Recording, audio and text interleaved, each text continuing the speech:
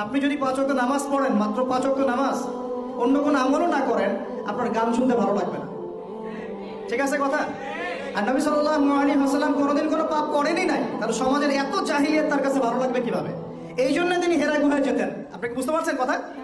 এই জন্য তিনি হেরা গুহায় গিয়ে থাকতেন, একাকিত্ব অবলম্বন করতেন। সমাজের জাহিলিয়াত তার ভালো লাগতো না।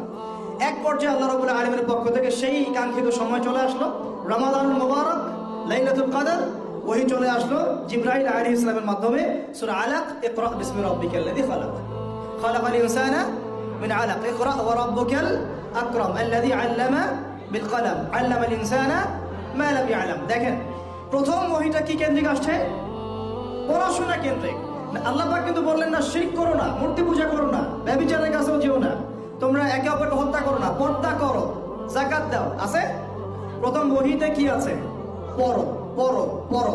এটাই আমরা বলি ইয়াং জেনারেশনকে, যদি আমরা চাই যে আমাদের সোসাইটি, আমাদের নেশনটাকে পরিবর্তন করতে, লেখাপড়ার এবং জ্ঞানতাত্ত্বিক বিপ্লবের কোনো বিকল্প নাই।